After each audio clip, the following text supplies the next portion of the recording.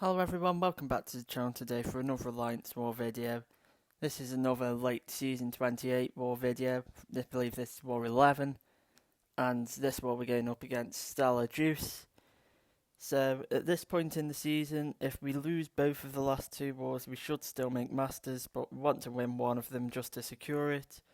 So being pretty cautious in this war, we've got a team of Doom, Reed and I believe it's Red Hulk for the third. First fight is a Tigra.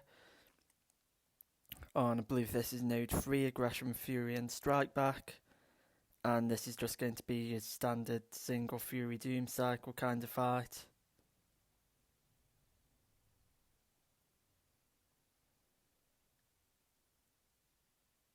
So yeah, just go for a combo, special 2 to finish it off. Very simple matchup, not really a threat.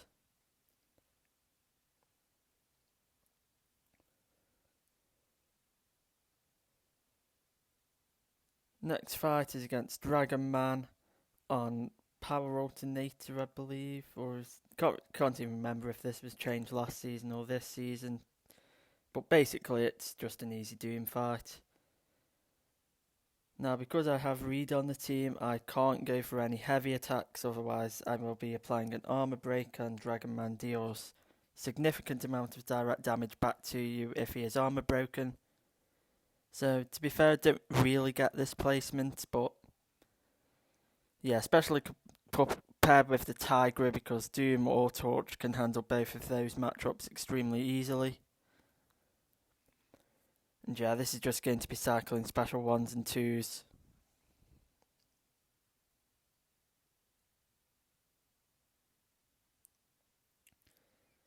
Dragon Man removes his power charge when he is stunned, so unless he's on some sort of stun immune, stun reflect node, his power gain really isn't that big a deal. So next fight up is a Mordo. He is on Mixed Master, Power Focus 1 and Aggression Prowess. We've got White Magneto pre-fight applied here, and that will allow us to freely parry this Mordo.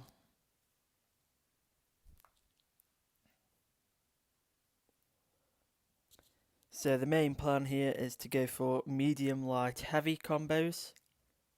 And what that does is it's going to mean that we're never going to really have to worry about Mixmaster, because if we're finishing a combo with a heavy, we're pretty much never going to be starting a combo with a heavy, so that's not really a threat. Now you see this Mordo, he's playing really weird. Like, Mordo is always defensive, but this one, even when he's not in power gain, he's just holding block like he is. Which, that is why I believe Doom is extremely safe here, because he just doesn't really care about whether he gets to special freeze and things like that. If his power gain goes out of control, you're still probably fine. And of course you can still stagger it. So going for a special 3 here. And then we're going to do sort of a slightly altered Doom cycle to play around Mixmaster. So yeah, medium, light, medium, and there we do slip up. We finish a combo with a medium and then start another combo with a medium. But yeah, because we're using Doom, he takes barely any damage from that combo that we took. And that is the main reason Mordo is placed here, because when he evades, he triggers his Astral Evade, which he can then throw a combo from. But we get to another special 3, and at this point the fight is pretty much over.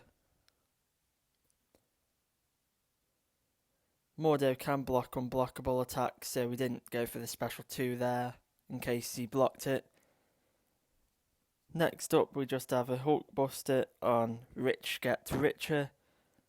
And yeah, this is another super simple Doom fight, just going to be cycling special 1s and 2s.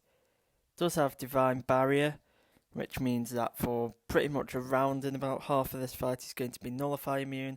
However, we have Reed on the team, and that basically means that all of our heavy attacks will be armor breaking, which should still remove an armor up, even if the Nullify immunity is up. I believe, I'm not certain on that to be honest, because it does count as a Nullify for some things, and then others it doesn't, so there, that was risky. I should not have special wand into his block there when he had an armor up, because his armor up's have offensive ability accuracy reduction associated with them, and he could have potentially failed my aura or the unblockable part of it and then comboed me. But yeah, this whole fight is basically just going to look like this, cycling special 1s and 2s until he goes down. It's going to be pretty long, but extremely safe. It also has buff and balance weakness, so whenever he's getting a buff, he's applying a weakness, and we remove them on specials, but we're throwing specials frequently enough that is not really a concern.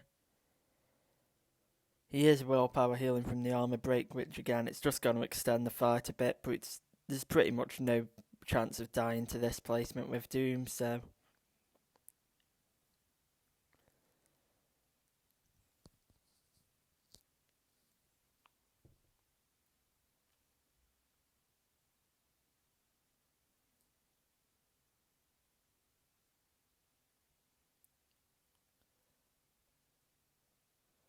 There, throw the special 2, even though I know that the first hit isn't going to connect, and that is just so that we can keep it unblockable for the whole thing. And final fight of the war is just this Korg on node 49. Now, I've taken this fight a couple of times before in this season with Red Hulk, and the previous ones have been lower SIG levels. This one was actually a SIG 200 Korg, so you can see the rock stack damage is actually relatively significant, took about 6% of our health away. However, because my Red Hulk is awakened at SIG 40, every heat charge that we get is going to add physical resistance, and that will reduce the rock stack damage from Korg. The regen boost will mitigate the damage from that first cycle.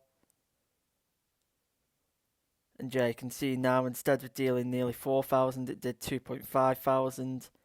And then obviously when Korg's rock stacks come back, it comes back with 1 less. So the longer this fight goes on, the less damage back we're going to be taking from that. We can also use our special 3 to take out a full cycle of it if we need.